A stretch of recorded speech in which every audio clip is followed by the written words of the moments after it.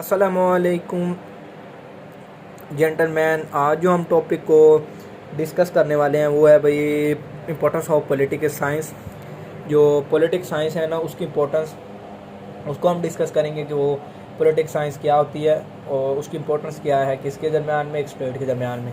ठीक है, तो अभी हम जो जिस तरह पहले हम क्या प्रीवियस टॉपिक को थोड़ा रिवाइज कर लेंगे। पॉलिटिकल साइंस जो है उसकी डेफिनेशन हमने देखी थी। सिंपल डेफिनेशन क्या, political science study of state है।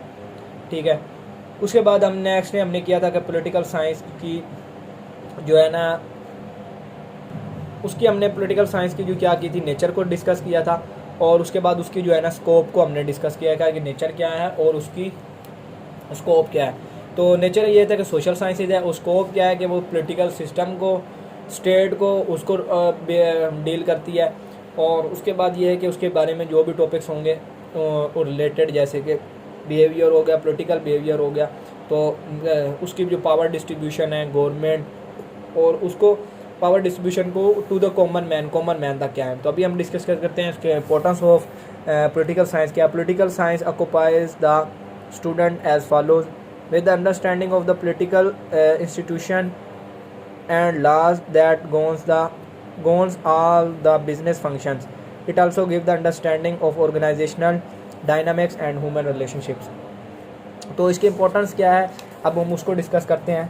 सिंपल सी है ना, सबसे पहले जो उसके इम्पोर्टेंस में हम देखेंगे कि जो अंडरस्टैंडिंग है ना पॉलिटिकल, सबसे पहले जो होता है कि क्या करता है, कॉमन अंडरस्टैंडिंग देती है।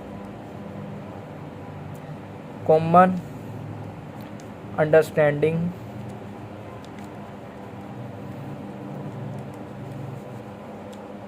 Understanding about political institutions.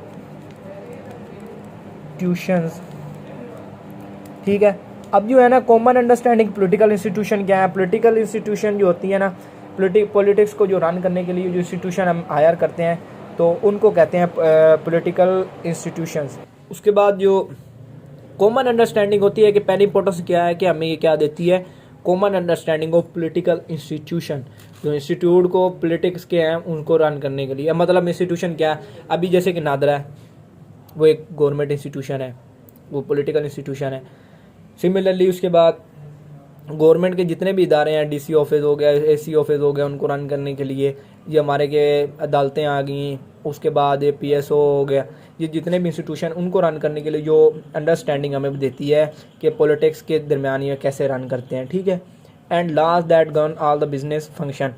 उसके बाद ये देती है कि लॉज बताती है हमें, कानून, लॉज दैट गवर्न क्या करता हूँ, ऑल बिजनेस फंक्शन। उसके बाद ये क्या देती है कि इंपॉर्टेंस में हम दे सकते हैं कि इसकी कॉमन अंडरस्टैंडिंग देती है लॉज के, हमें एक कानून बताती है, हमें लॉज एंड रेगुलेशन बताती है कि इन जो बिजनेस फंक्शन होते हैं, बिजनेस को फंक्शन या करने के लिए क्या करना चाहिए या कौन से हमें रूल्स एंड रेगुलेशन को फॉलो करना चाहिए जिसकी वजह से हम बिजनेस फंक्शन कर सकें। ठीक है, तो ये थी दूसरी इसकी इंपॉर्टेंस कि हमें सबसे पहले इसमें क्या करता है कि हमें अंडरस्टैंडिंग देती है पॉलिटिकल इंस्टीट्यूशन की। दूसरे हमें ये देती है लॉज एंड गवर्नेंस करती है, यानी लॉज एंड रेगुलेशंस को देती है कि हम क्या कर सकें, बिजनेस फंक्शन को प्रमोट कर सकें। It also give understanding of organisational dynamics, organisational dynamics जो होते हैं, ठीक है, उनको क्या करती है, अंडरस्टैंडिंग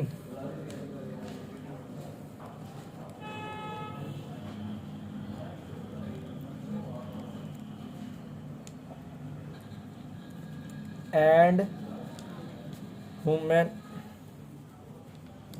रिलेशनशिप। तो ये तो अभी समझ आ गया कि इन ऑर्गेनाइजेशनल डायनामिक्स, जो ऑर्गेनाइजेशन जो डायनामिक्स हैं वो उनकी जो अंडरस्टैंडिंग होती है विद ह्यूमन रिलेशनशिप्स। जैसे कि नादरा है, हम उसको सिंपल डेफिनेशन कर सकते हैं कि उनके दरमियान में हमारी क्या रिलेशनशिप है कि हम जाते हैं उनके पास हमें नेशनल आइडेंटिटी कार्ड के लिए। तो अभी हमारी उसके साथ क्या सिंपल रिलेशनशिप ये है कि जो भी थर्ड पे हमें पॉलिटिकल साइंस की जो इंपॉर्टेंस देती है कि वो ऑर्गेनाइजेशनल डायनेमिक्स के साथ जो कि हमारी ह्यूमंस की रिलेशनशिप्स हैं उनको डिफाइन करने के लिए जो किया जाता है वो थर्ड इंपॉर्टेंट देती है। ठीक है भाई।